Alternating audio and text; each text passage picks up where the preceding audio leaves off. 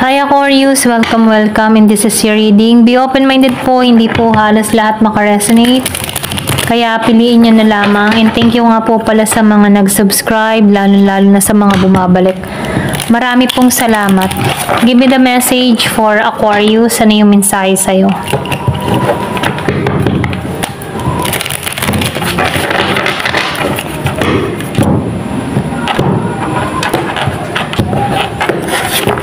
Give me the message for Aquarius. So, meron itong angel trumpet.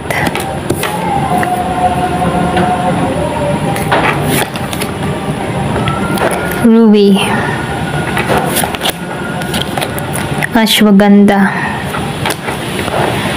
So, nakikitaan ko dito yung death, meron kang inalisan, okay? Meron transformation na nangyari sa'yo. Or pwede rin sabihin, meron kang tinanggalan dito, okay? Meron dito naging malinaw na para sa'yong lahat, okay? Ito lang yung nakikita ko. So, meron ka dito, mga tao sa paligid mo na kung saan, pwedeng nakaranas ka ng betrayal or gulo, okay? Pero nafe-feel ko din dito, yung iba sa inyo, bago mo ma-receive itong mga blessings sa buhay mo, nakikitaan ko dito na marami kang pinagdaan ng pagsubok, okay? Pero nakikitaan ko dito yung renewal, happiness. Protektado ka dito, okay? Kahit merong mga kalaban, ayan, problema, ayan. Meron ditong tukso, okay? Pero nakikitaan ko dito na protektado ka dito sa mga tukso, okay? Kung makikita mo yung usok ditong maitim, nakokoberan siya ng puting light. So, nakikitaan ko dito yung clarity, okay? Katotohanan para sa'yo. Ayan. So, nakikitaan ko dito yung protection, nag-iingat sa'yo, okay? Meron kang lakas ng loob tulad ng isang leon. So, nakikitaan ko rin dito yung renewal happiness na naghihintay sa'yo. Meron pag-iingat sa'yo. So, nakikitaan ko dito na pinoprotektahan dito yung crown chakra mo, okay? Para ma-receive mo yung mensahe ng angel mo dito, okay? Kung nakikitaan ko dito, bukas ang iyong kaisipan or pwede rin sabihin bukas yung iyong third eye, malakas yung pakaramdam mo, okay? Nasa-sense mo kapag merong, nasa-sense mo kapag merong mga delikado or yung parang ramdam mo na hindi maganda yung kahinatnan, ganun. Nasa-sense mo, malakas yung pakaramdam mo. Ito rin nafe-feel ko. Kasi ginagabayan ka dito at open yung crown chakra mo, okay? So, nakikitaan ko rin dito, yung iba sa inyo, merong purpose ang lahat, okay? So, nakikitaan ko dito, meron kang kadiling na Leo. Yung iba sa inyo, or pwede rin sabihin na meron kang sa birth chart mo na Leo, okay? Kung malalaman mo yung kabuuan ng birth chart mo, merong Leo, okay? So, nakikitaan ko rin dito, meron kang katapangan, lakas ng loob, So, nakikitaan ko rin dito, yung iba sa inyo, pwedeng meron kang makilala din na Leo, okay? Na magbibigay sa'yo ng suporta, okay? Pero nakikitaan ko dito na hindi pa kayo nagkikita ng tao nito, okay? Wala kang idea kung sino to. So, nafe-feel ko dito magkaiba kayo ng lugar, magkaiba kayo ng lingwahe, or pwede rin sabihin may kaibahan sa inyong dalawa, okay?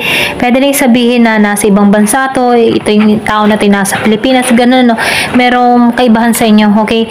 Lalo na sa lugar, ayan.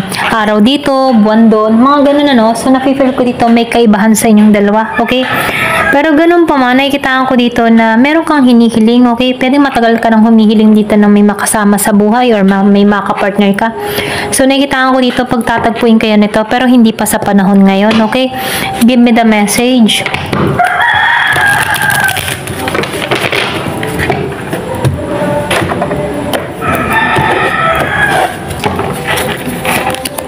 So, may forgiveness, So, nakikitaan ko dito yung iba sa inyo, merong gustong humingi ng tawad.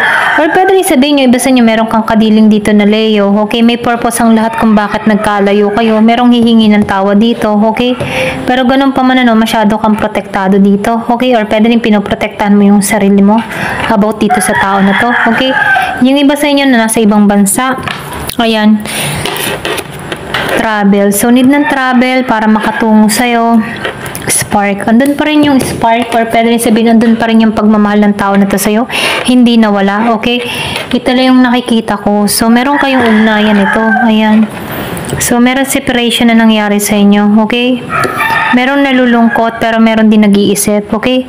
Kumbaga nakikitaan ko dito na iniisip ka ng tao nito at nalungkot ka sa sitwasyon.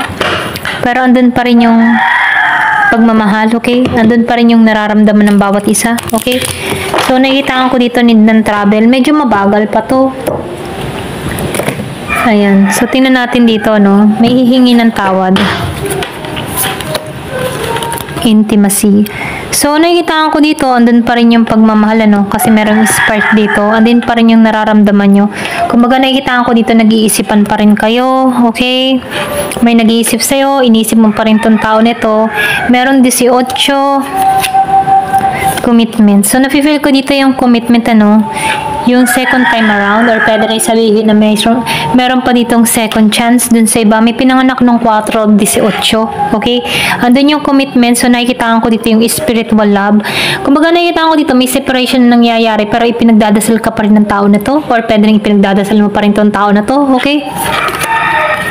Yin and yang. So, balance mo to. So, nakikita ko dito yung alam mo yung tipo na twin flame, okay? Yung twin flame na nagkaroon ng hiwalay, okay? Para merong malaman or para may matutunan ng bawat isa. Nagbigay kayo ng aral sa bawat isa.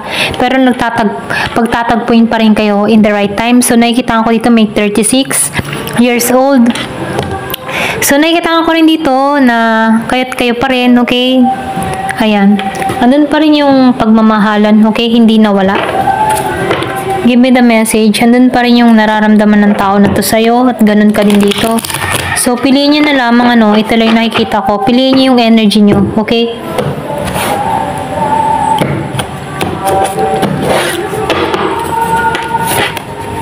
So, meron ditong love language, gift giving. So, nakita ko dito, no, siya yung tipo ng tao na pinararamdam niya yung pagmamahal niya sa pamamagitan ng pagbibigay.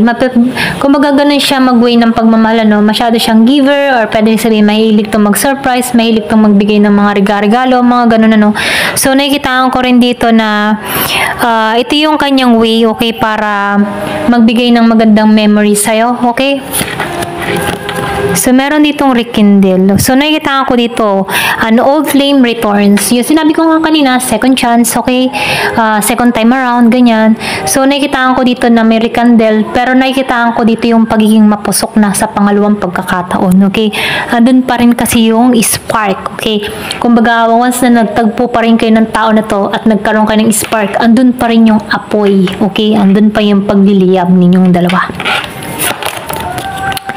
Friendly support. So, nakikita ko rin dito na susuportahan ka ng mga tao sa paligid mo, okay? Kumbaga, pwedeng kilala din to ng friends mo, kilala din ikaw ng friends nito. Parang merong involved na mga kaibigan dito sa connection na to, okay? Ito lang yung nakikita ko. So, meron ditong bounding. So, nakikita ko rin dito na mahal niyo pa yung bawat isa, okay? Kumbaga, andun pa rin yung nararamdaman niya sa bawat isa. Ito lang yung nakikita ko, no?